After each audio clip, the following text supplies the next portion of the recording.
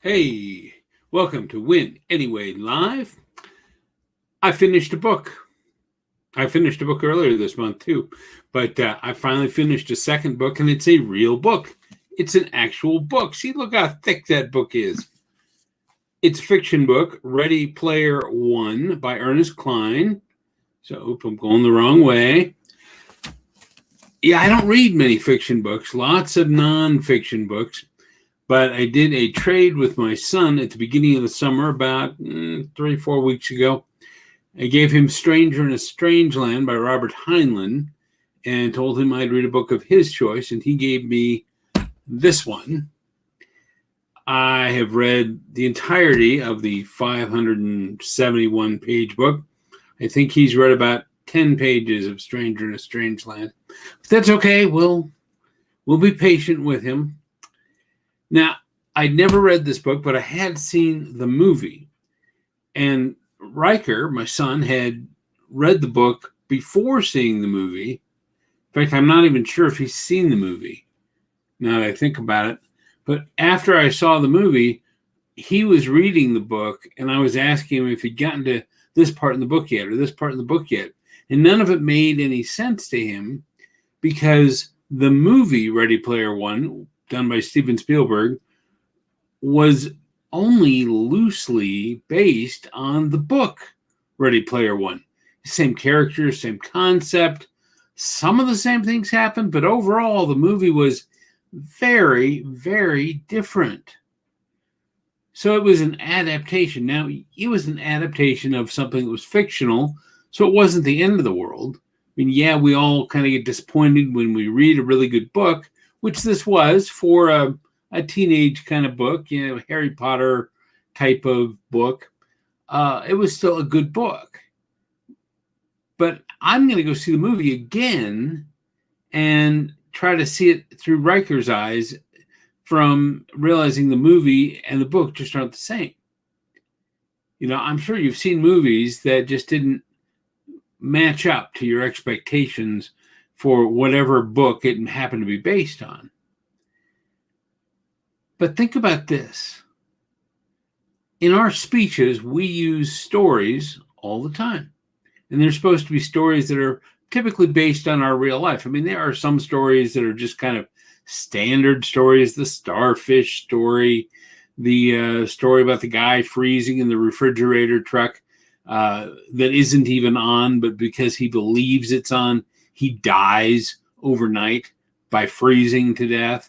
The story about the truck that got stuck underneath the bridge, and only a little kid was smart enough to say, hey, take the air out of the tires so you could lower the truck enough to send the truck through the bridge. Those are old motivational speaker stories. Nowadays, we use real stories. I talk about my super deluxe robot leg. I talk about my daughter's brain tumor. We talk about things that have happened in our lives and how they can illustrate the points that we're trying to make to our audiences. But how well are we adapting them? Are we embellishing them to the point that they're not that close to what actually happened, and we're doing it just so they make the point better or to make it a little bit more exciting? Now, it's okay to have some artistic license, some creative license, as long as you are only doing it with the intention of making the story more effective, but not illegitimate. And you can't be lying. I mean, to me, there's this thing I call the speaker's trust. And that is that you should trust that what I tell you happened. If I tell you she was wearing a blue dress when she was wearing a white dress, if I tell you I was driving a green car when I was driving a red car, that's no big deal. But if I make up people, if I make up situations, just because I know that if I make up a person or a situation, that it will work better and it will make my point more clearly, I don't think that's right. I think that's too much creative license. I think reality can be used well enough to tell an effective story and to make an effective point.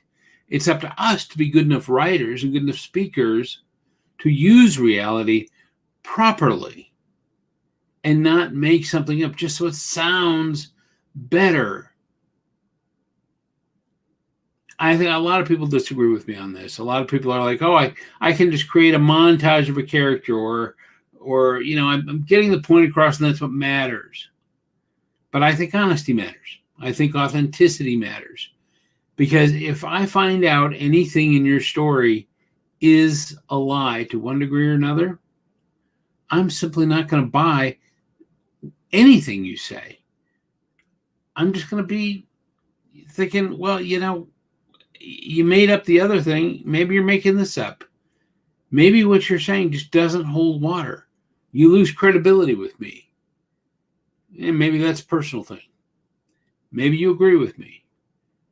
Maybe you don't.